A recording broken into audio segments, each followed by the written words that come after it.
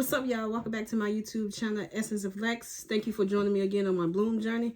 And a part of my Bloom journey is me getting on this camera and just discussing and talking about some of my favorite shows. And right now, the show that got me in a headlock right now is, of course, Sistas. So we're just going to go ahead and jump into it. So this is season 5, episode 11, called Dead to the Rights. This was the mid-season finale of Sistas. You know, if you watch a lot of Tyler Perry shows, he always, for the most part, have like a mid-season finale. And before I get into, the review and the recap of the episode, and just talk about some of the things that happened. This was the mid-season finale, but it wasn't given mid-season finale, if that makes sense. Like nothing explosive happened. You know what I'm saying? Like, whether it's a season finale, mid-season finale, whatever the case may be, usually, I'm not even just talking about Tyler Perry, but just in general when it comes to shows and series, sometimes, for the most part, something explosive happen that have you, like, just blown. But nothing explosive happened in this episode. At least not to me. If y'all disagree, let me know down below what you think. How was your take on the mid-season finale? Did you think that, it was a good mid-season finale, or did it seem like just a regular episode to you? Let me know down below in the comments. Like I said, this episode is called Dead to Rights, but I'm going to call it Stay Free. Yep, y'all know sometimes I like to change the name of the episodes. I'm going to call it Stay Free, and I'll tell you why as I go through talking about different things that happen. So we're starting it off with Gary, Andy, and Robin there at Andy's place. Emphasis on Andy's place because Gary seems to don't understand that. He forgets it, or he just doesn't care. I guess because he think he bought it, but we keep have to reminding Gary that this is Andy's place. So I'm putting emphasis on Andy's place. Where the scene that I'm about to discuss now, where Andy plays. Gary, Robin, Andy. In the last episode, I told y'all that to see what's going to happen between the three of them. And I also said that I kind of liked the showdown between Gary and Robin. But this time, it wasn't given showdown. It wasn't much, interaction between Gary and Robin at all. Gary went into the room, Andy and Robin had a conversation. Robin came over to tell Andy that, he can get Sabrina out on bail, but the bail is going to be high. And the number that Tyler Perry decided to come up with for her bail was $3 million. Bring the bail is $3 million cash, and $3 million is just some outrageous number. And it's just like, where did that even come from? You have a woman who's never been in jail, don't have a criminal history, nothing like that. And you guys are accusing her of a bank robbery, and her bail is $3 million. And you really have no substantial evidence, but her bail is $3 million. Listen, Tyler Perry just pulls out random ass number because I don't understand where the $3 million came from. $3 million, like I said, is a little crazy to me. But, as I said in the last episode, let's go ahead and entertain it. Andy says she has some of it, basically she's not going to be able to give it all, by tomorrow morning, especially not cash. So she asked Robin, and she asked Robin if she can borrow it or whatnot. I said, we're going to entertain this. Robin said, okay. He started asking her, did Sabrina do this? And just start, questioning Sabrina's character, which I think is, not too far-fetched. You finna give up, 1.5 million, whether it's going to, get returned to you or not, whether you letting someone borrow it or not. If you're giving up 1.5 million, you're not just finna give it, to anybody without any questions. You basically just assure him that, she's a good person. She would never. So, then Robin asked her, well, how will I get my money back? I'm glad that Andy answered this because that was going to be one of my questions. We know that Sabrina did not do this. So we have people putting up $3 million cash bail for her. Once it's proven that, she shouldn't even been in jail in the first place, and she shows up to court and go to trial, or however they're going to play this out, do they get that $3 million cash bail back? That was one of my questions. And, after the initial thought of the question, Andy answered it. Basically, Andy just said, you're going to get it back because, they refund bail. Robin agreed to let her borrow it. Now, my question is, I understand Robin, is the boss. He knows some people. He can pull some things. He can make some things happen. But I thought, why would she ask Robin to borrow $1.5 million and not ask Gary? Gary is, I honestly don't know what Andy and Gary is doing, but for the sake of my scenario and for where I'm going with this, let's just say that Gary is Andy man. Why wouldn't she ask Gary to borrow the 1.5 million to help her friend Bill? Why would that not be, something that she asked Gary? Why would that not be something that she asked Gary? Because if it was me, I think I would feel more comfortable asking Gary than I would Robin. Robin, is my boss, number one. And I have slept with my boss, number two. Number three, me and Robin are not really in a good space right now. Not only that, Robin has helped me get out my other friends, Zach and Fatima. He also has, it's just, at this point, it's like Andy should be all out of favors.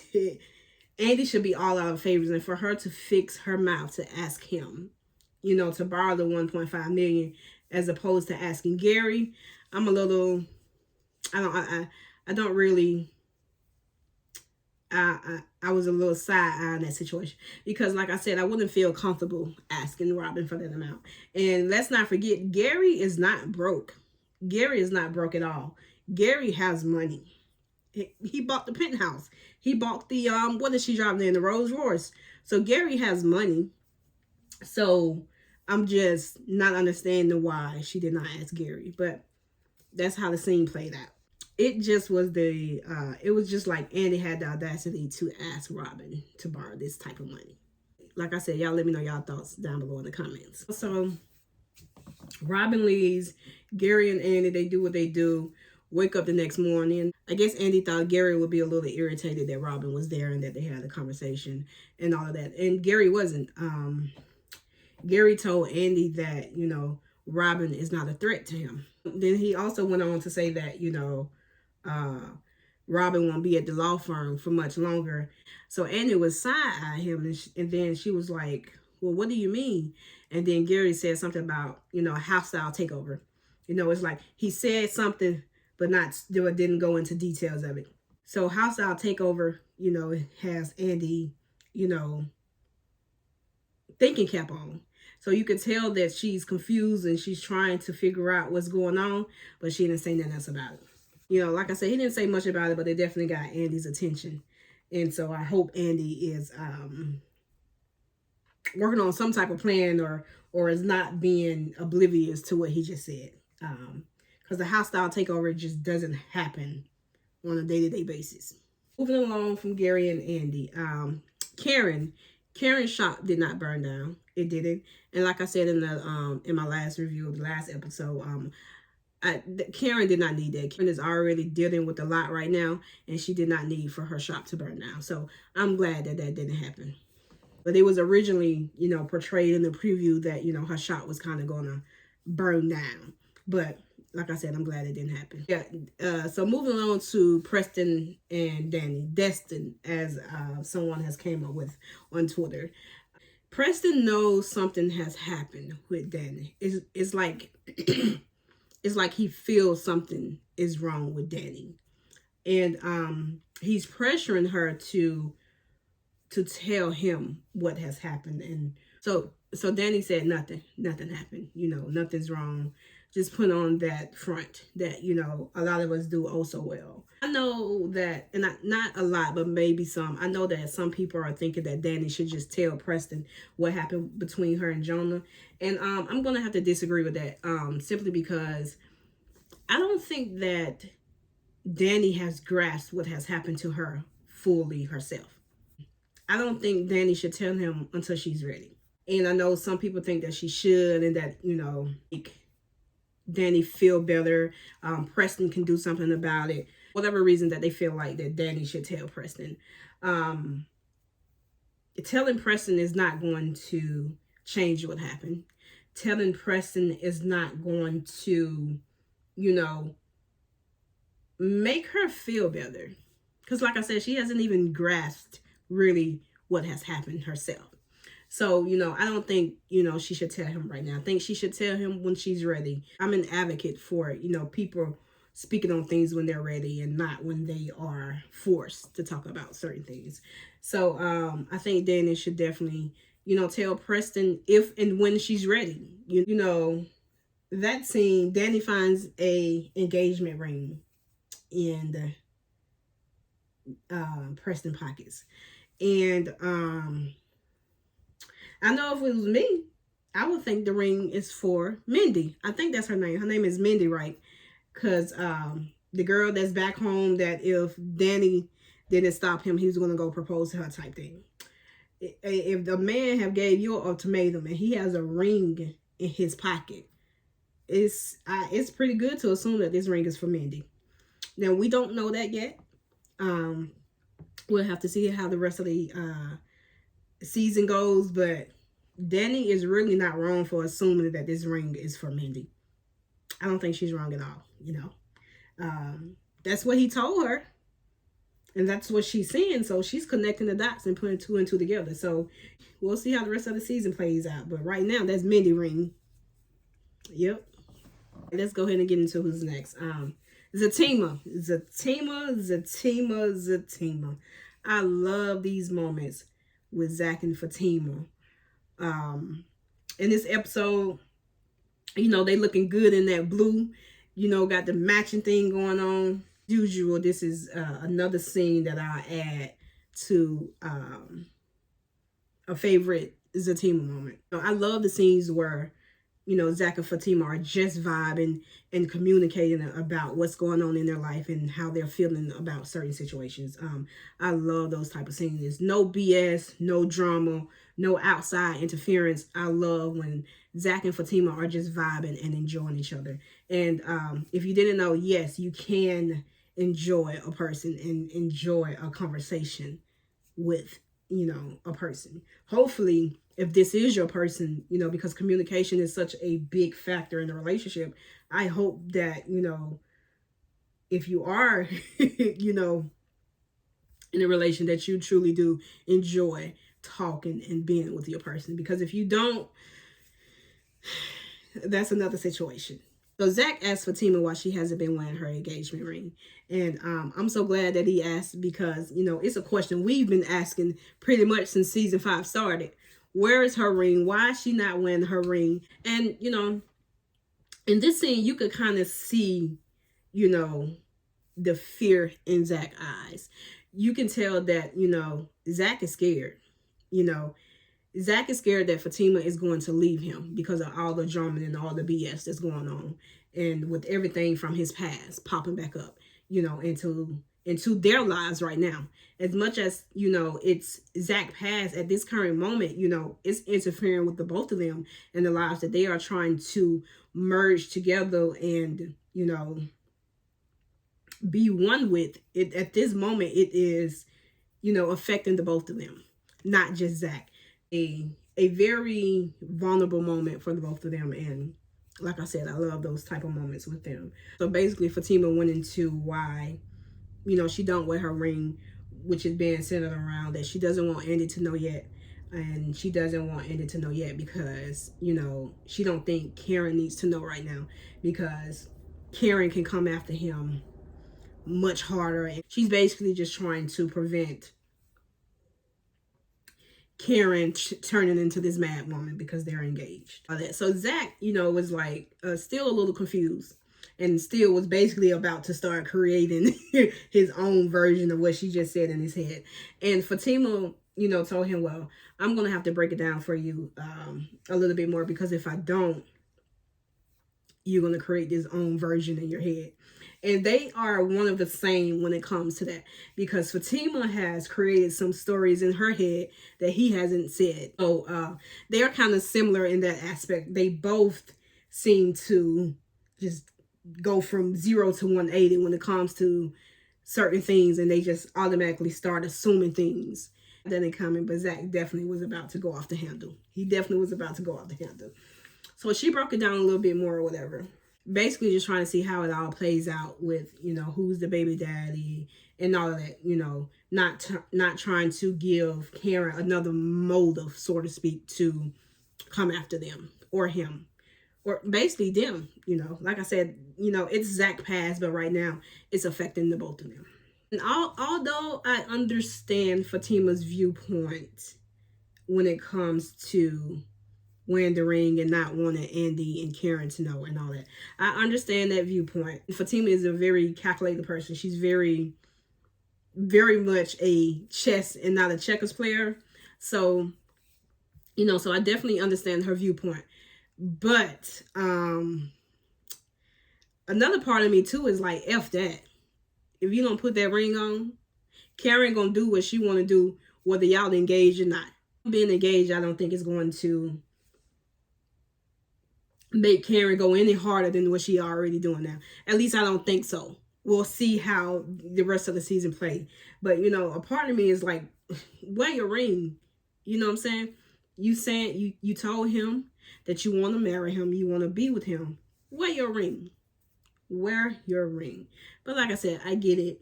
I understand the viewpoint. And as always, Fatima is playing chess and she's trying to, again, consider Karen's feelings. So, yeah, part of me, I'm over it. I'm over that considering Karen's feelings junk. It is what it is. Let it be what it be. But, that's just my viewpoint. Fatima promised Zach that she's not leaving him. And Zach told her, he's not trying to go nowhere neither. So they are locked in through all of the BS and the drama. They are locked in, and I love that for them. I really do. When they communicate, even when they communicate, whatever come their way, they can handle. But when there's a breakdown in their communication, Zatima falls apart like crazy. And from the very beginning, their communication, I think, is what made them fall for each other so quickly. They was able to have a conversation about whatever, good or bad, and, come to some type of common grounds, if that makes sense. They've always, not always, but for the most part, their communication has always been one of the things that I liked about the both of them. It might not be something that they wanted to hear, or they might not like it how it was said, but definitely communicate good when they do communicate. As we know, there's been times where there's a breakdown in their communication and it just messes everything up. But when they communicate, they communicate. Moving along to Zach going to see a lawyer. Zach went to see a lawyer. I think her name was Laura or Laura. I don't know. He went to see a lawyer, that Bryce recommended, and, just basically trying to figure out what are his options. And the options that the lawyer gave, I'm not really feeling. I'm trying to figure out, is she really, because she told him, basically Heather can get 50% and Karen can get 50%. And I'm having the same reaction as Zach, because the math is not mathing. 50 plus 50 is 100. Leaving Zach with 0. The math is not mathing. It's really not mathing. So I had the same reaction as Zach. But we'll see how his baby mama drama stuff continue on, through the season. But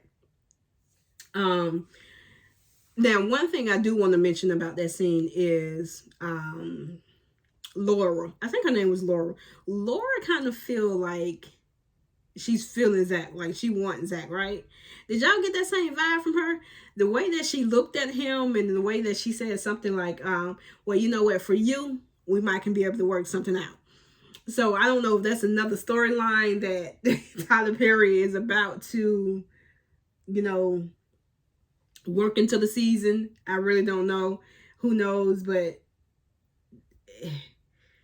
everybody want damn Zach. Everybody wants Zach. And I just really, really, really want people to leave Zach alone. But I did get the vibe that, she liked it what she see. But I just wish, you know, if that's the route Tyler Perry is going to take, I hope he does it. What else happened in this episode? Like I said, the mid-season finale wasn't given. It just seemed like another episode. And it could be because things are dragging. So I might just be at a point to where, like, I'm really wanting some of these storylines to go ahead and wrap up. So that could also be the case too. But, you know, mid-season finale, it wasn't given. The best scene of the whole episode was the Zatima scene. Sabrina is finally out. She is finally out. She hugged Danni, she hugged Andy, she talked to Karen. Like, she's finally out. She's finally free. So they take Sabrina home. You know, Sabrina basically wants to, and who wouldn't want to just go home, decompress, shower, get all of that jail, you know, scent and jail just whole environment off you. So they took Sabrina home into her apartment to make sure she was good or whatever. But remember, they also had to go to the doctor's appointment with Karen. So, you know, they was trying to get up out of there. And y'all remember earlier when I said that I was going to call this episode Stay Free? This is why. I love Danni. I love Danni. I love Danni. I love Danni. As they was walking out, she tells Sabrina, stay free. And it's one of those jokes that is like a too soon type of joke. Like, it was funny. It really was funny. I was cracking up, but, you know, it was definitely one of those jokes. It was like, too soon, too soon. She was like, stay free, baby. Don't let them take your mind. They try to lock you up, but don't let them take your mind. Like, Danni is crazy, man. I love Danni. She gonna say whatever comes to her mind, and she's just gonna let it out. Let's get into the last two scenes of the episode. And the last two scenes was basically cliffhangers. And I don't really have much to say about it, but I think that, you know, I should at least mention what happened. So Calvin calls Sabrina, checking on her and all that. And he goes into how Q is at Maurice's house and that he won't leave. So Sabrina is like, I'm on my way. So she pulls up or whatever, telling Q to leave, telling Q that you did all of this, you know. So she, you know, they go back and forward, you know, Q being disrespectful as usual. And I think Q called her B. Q called out her name. So she went and grabbed a golf club and it was hitting them with it. You know, something I think Calvin should have did episodes ago. Because you know, sitting there and letting the words come out your mouth that he is standing here and he won't leave and you can't do nothing because his name is not on the list. It just doesn't make any sense to me. Like, at all. I told y'all episodes ago that Q should have took them golf clubs and went across his head with them and beat his butt with them golf clubs. So, and it happened some episodes later, but Calvin took the golf club and was beating them. I mean, he was letting loose with that golf club. And I don't know if it took for him to disrespect Sabrina for that to come out of Calvin. Or is it just, you know, that was kind of the last straw for Calvin and he just let him have it. He should have let him have it episodes ago from the jump. But nonetheless, he let him have it. That's how the scene ended. And I guess that's a cliffhanger. I don't think Calvin beat him that bad to where he's dead. But I hope he at least knocks some sense into Q. But who knows? We'll have to see. He finally grew some balls. So I was proud of Calvin. And we'll see how the rest of the season play out. Last but not least, the doctor scene. And of course, this is a cliffhanger. But like I said, I think I should at least mention it. Doctor scene, Andy, Danni, Karen. Doctor comes in. You know, and the doctor basically just tell Karen that it was conceived on the 12th. You know, the doctor said it's not exact science and that, you know, they can, it's not 100%, but they think the baby was conceived on the 12th. Karen was a little shocked that the baby was conceived on the 12th. Her head, you know, she said something about the 19th. So the baby wasn't conceived on the 19th. And that was the cliffhanger, of course, you know. So now I'm like, who the pappy? who is the Pappy Karen? Who is the Pappy Karen? That's how the mid-season finale ended. Karen was kind of disappointed that it was the 12th and not the 19th. So it's given that maybe Zach is not the father, because she was so convinced that Zach was the father, right? And she was so, thrown off that the baby actually was conceived on the 12th and not the 19th. I'm thinking she definitely was disappointed that it was the 12th. And so I'm thinking maybe it's Aaron, baby. Who knows? But I will say this. I don't care who she slept with on the 12th, who she slept with on the 19th. I'm not going to believe anything until a DNA test is done. Like the doctor said, it's not exact science. It's basically an estimate and a guess. I will not believe whatever Karen says in the next episode, because I want to see a DNA test. I want a DNA test to happen. She slept with the both of them too close to really call it. So that's my spiel. I don't care what Karen says in the next episode. I'm not believing anything until a DNA test is done. So that's all I got to say about this episode. It's given very much dragged. So I hope y'all enjoyed this review and this recap of episode 11.